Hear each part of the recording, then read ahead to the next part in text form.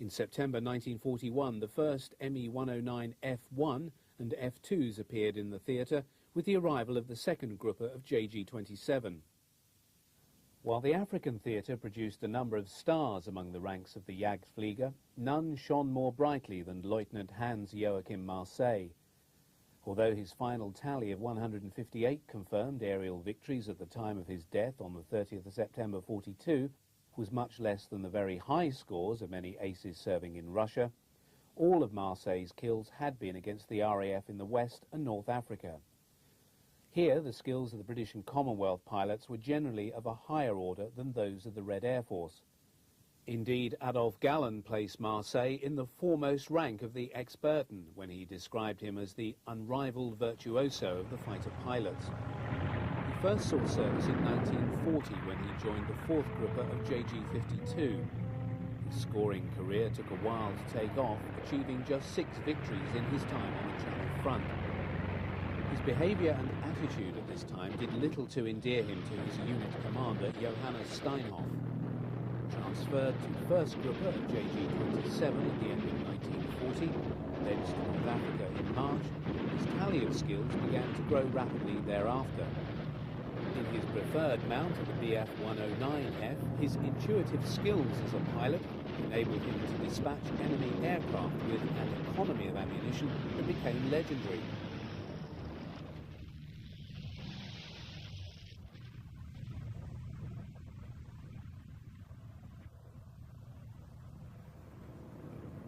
The most remarkable day of his career over the desert came on the 1st of September 1942 when, in a fury of non-stop sorties, he shot down 17 confirmed enemy aircraft. By this time he was a familiar feature in the newsreel reports from the theatre. In the event, his death was not due to enemy action, but to a fire in the engine of his new 109G. Bailing out, he hit the tailplane, knocked himself out, and plunged to his death in the desert below, having only just been awarded the diamonds to his Knight's Cross following his 126th kill. German day fighters had first seen combat over Malta when 7 JG-26 flying 109Es under the command of Oberleutnant Joachim Munchenberg operated with success in early 1941. The need to stop the RAF intercepting Rommel's supply lines from the island saw the transfer from Russia in late 1941 of elements of Luftwaffe 2, including the whole of JG-53 Pikas, base at Harz, and 2 JG-3 Udeck, to bases in the warmer climes of Sicily. By the end of January, when Luftwaffe operations began rising to a crescendo, over 100 109F fighters were available for operations over Malta. Die Abschussliste wird vervollständigt. Die gute Pflege der Maschinen ist mitentscheidend für den Sieg. Der Jagdflieger muss sich auf seine Kameraden vom Bodenpersonal fest verlassen können.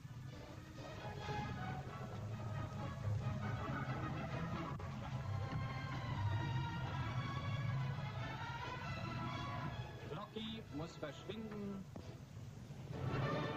As Commander-in-Chief South, all Luftwaffe units in Sicily fell under the command of Field Marshal Albert Kesselring. Known to his troops as Smiling Albert because of his ready grin, he's seen here paying an inspection visit to one of the units of JG-53.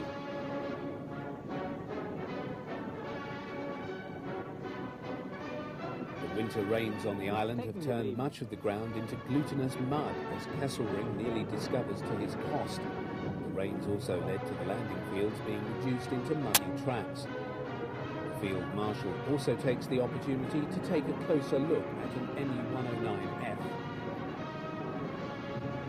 Throughout February 1942, the Luftwaffe launched daily bombing raids against Malta, directed at the naval facilities and defences, followed in March and April by the systematic targeting of airfields and the total destruction of the RAF fighter presence on the island. By the end of April, almost 6,000 bombing sorties had been flown by Ju-88s, HE-111s and Do-17s of the 2nd Flieger Corps. This sustained bombing was seen as the prelude to invasion of the island. In company with the bombers, the number of day fighter sorties also increased, with an average of 1,000 flown each week following March the 20th. Although 15 Spitfires have been flown into Malta during the same month and subsequently encountered in combat over the island by the Me-109s, the Jagdflieger still increased their score over the RAF fighters. By the end of March, the tempo of offensive operations had resulted in the day fighters finally securing air superiority over the island.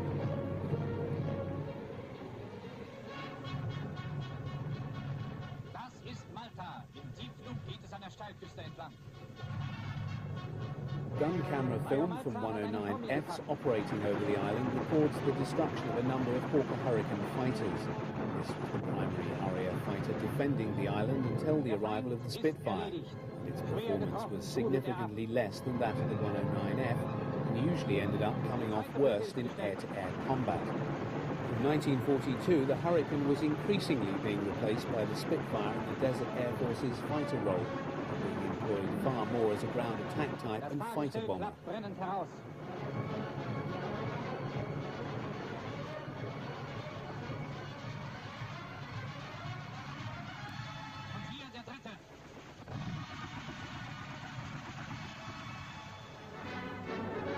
With the failure to implement Operation Hercules and the British reinforcement of the defences of Malta, air superiority over the island was lost by the Luftwaffe during mid-1942. For the Luftwaffe and the RAF, the most significant event in the ongoing air war over the Channel and northern France in the second half of 1941 and into 1942 was the entry into service of a formidable new fighter plane in the ranks of the Jagdverband. WWII was first seen by German audiences in a sequence that begins with the pilots and ground crew of the Geschwader relaxing before the onset of battle.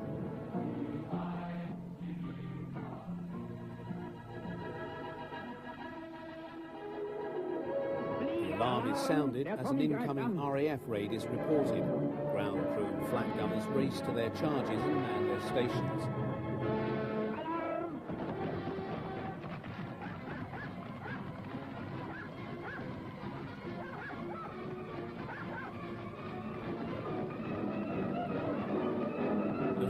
Airfield defences were based around numerous light 20mm flak guns, medium 37mm flak weapons seen here, and batteries of the heavier calibre 88mm guns.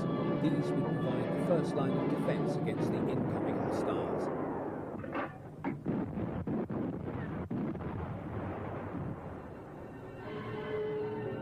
As the tannoy sounds the battle alarm, all is abandoned as pilots and their supporting ground crews rush to the planes. First, the short-nosed early series of FW-190s entered service with JG-26 in July 1941 and served alongside the former BF-109Fs of the Geschwader. Although having its origin in a 1937 specification for an Me-109 replacement, the success of the latter led to the FW-190 being regarded as a second iron for the Jagdverband. Built around a BMW 801 radial engine, the FW-190 first flew in 1939, but continuing engine problems delayed service entry for nearly 2 years. Once in action, however, the 190 revealed a marked superiority over the Spitfire in almost all aspects of air combat, except for the latter's smaller turning circle. The 190 reigned supreme until the second half of 1942, when the RAF rushed the improved Spitfire Mark IX into service.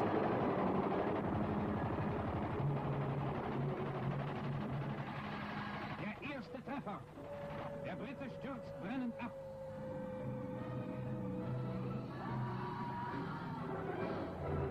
Kondensstreifen zeigen den Weg der Flugzeuge und den Verlauf des Kampfes. Vor uns wieder ein Brite. Auch er stürzt ab. The remains of the shot-down RAF fighter is examined by the captured airmen and the Germans.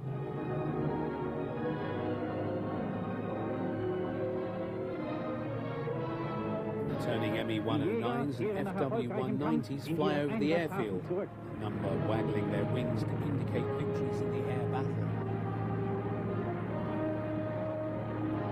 In the post-battle analysis, Joachim Münchenberg talks tactics with fellow flyers, while ground crew had further victory bars to the rudder of an Aces 190. Also seen is the irrepressible Pips Prillo, who is to become Commodore of JG-26 and remain its commander through to war's end. Prillo was an inspiring leader and a superb pilot, amassing a tally of 101 victories, all achieved in the West. He is perhaps best remembered as one of 2 Luftwaffe pilots to strafe the Normandy beaches on D-Day and live to tell the tale, an event recaptured in the film The Longest Day.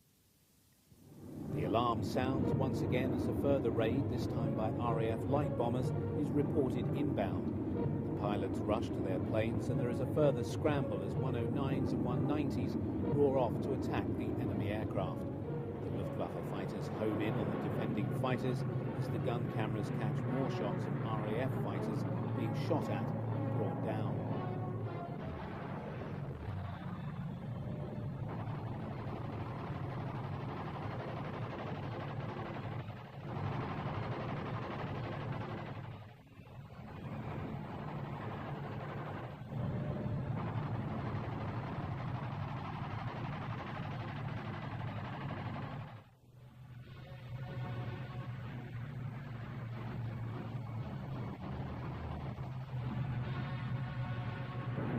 Although the gun camera images are somewhat indistinct, there is a possibility that the RAF type being shot down here is an early Hawker Typhoon.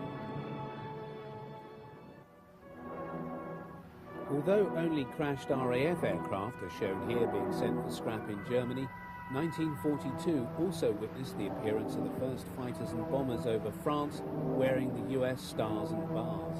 They were the harbingers of the storm soon to break in the skies over the Reich in 1943 and engaged the Luftwaffe's day fighters in the greatest air battles of the war.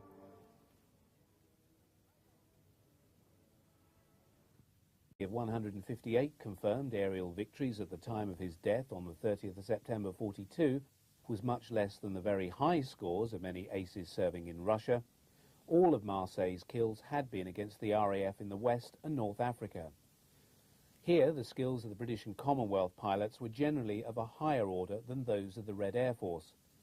Indeed, Adolphe Galland placed Marseille in the foremost rank of the Experten when he described him as the unrivaled virtuoso of the fighter pilots. He first saw service in 1940 when he joined the 4th Grupper of JG-52. His scoring career took a while to take off, achieving just 6 victories in his time on the Channel front. Intuitive skills as a pilot enabled him to dispatch enemy aircraft with an economy of ammunition that became legendary.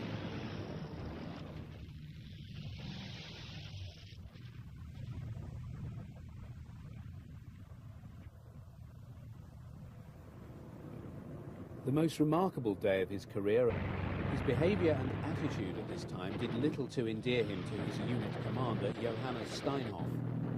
Transferred to 1st Grupper of JG-27 at the end of 1940, thence to North Africa in March, his tally of skills began to grow rapidly thereafter.